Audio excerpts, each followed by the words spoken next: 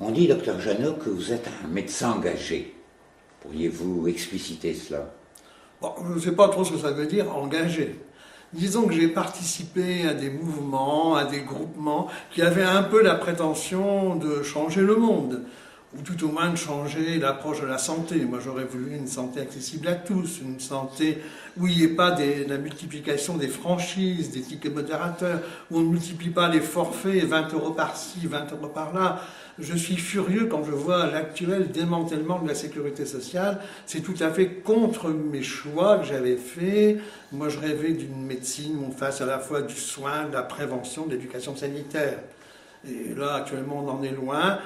Quand même, je suis heureux d'avoir participé à Ronchin, modestement, mais participé quand même à la mise en place du centre de santé sportive, qui est un bel exemple de médecine préventive, où tous les médecins du coin ont participé, ce qui montre bien que les choix qu'on avait en matière de santé n'étaient pas si irréalistes que ça, et qu'on aurait peut-être pu aller plus loin. Pourriez-vous nous parler un peu du planning familial? Oh, le planning familial, ça a été la grande découverte de ma vie.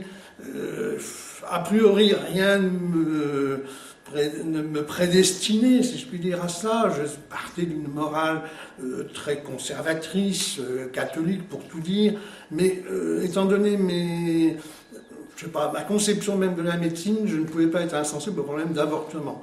Je viens de revoir un peu quelques notes, là j'ai en tête des cas dramatiques de femmes jeunes qui avaient mon âge à l'époque, 25 ans, 26 ans, et qui ont refusé non pas l'avortement, mais l'avortement thérapeutique. Et on savait que ces femmes, on allait peut-être les tirer d'affaire dans leur grossesse, mais que quelques années plus tard, elles mourraient prématurément parce que finalement, on n'avait rien fait. Et puis, je me suis rendu compte très vite qu'il fallait quand même aborder la contraception. J'étais très sensible au livre de Jacques de Rogis, 56, mais qui est resté un petit peu comme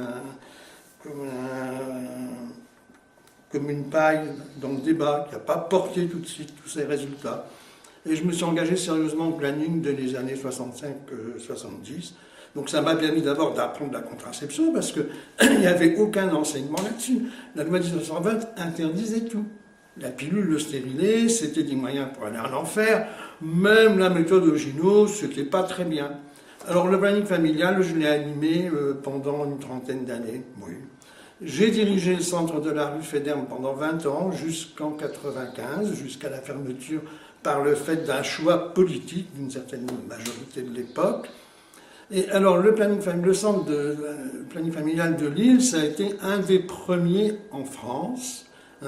Alors c'était la contraception gratuite. On recevait énormément de jeunes et on a découvert des jeunes souvent en grande difficulté de santé parce que la santé coûtait cher, parce qu'ils étaient très dépendants financièrement des familles, parce s'ils n'étaient pas étudiants, ils n'avaient pas vraiment de sécurité sociale. Et on a été souvent le premier lieu où des maladies graves étaient découvertes à côté, en même temps que la contraception.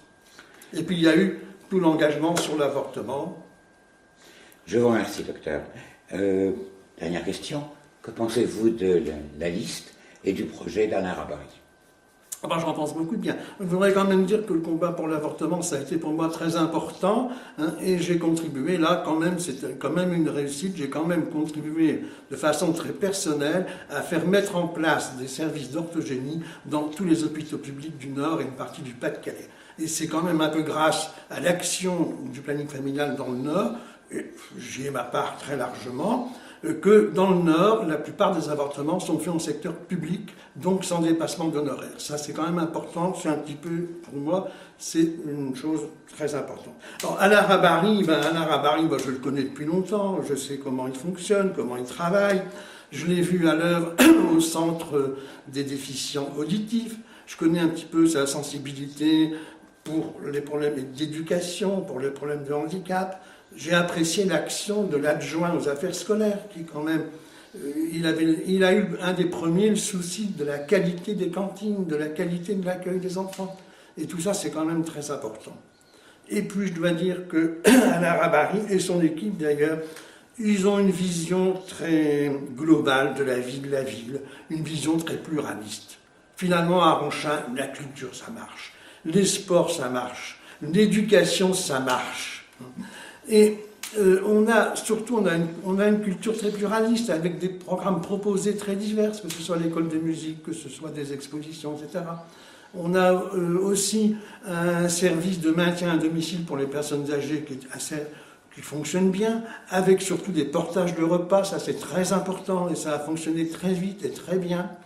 Et puis moi je crois qu'Alain Rabary, c'est un homme de conviction, mais c'est un homme d'ouverture. Il est capable de travailler avec des gens qui ne sont pas tout à fait comme lui, qui n'ont pas tout à fait ses conceptions. Alors j'ai lu avec horreur, quelque part, je ne sais plus très bien où, que son programme et surtout sa liste était fermée. Moi je n'accepte pas qu'on dise ça d'Alain Rabary ni de sa liste. Parce que ce sont des gens qui sont capables de mettre en place des actions précises avec des gens qui ne partagent pas leur choix politique, puisque là on est en élection, on parle de ça, mais si on dégage des choix précis, des choix pratiques, on peut arriver à quelque chose. Et moi je dis que discutons projet contre projet, discutons idée contre idée, laissons un peu les idéologies derrière, et on verra si on confronte tout ça, où est le sectarisme.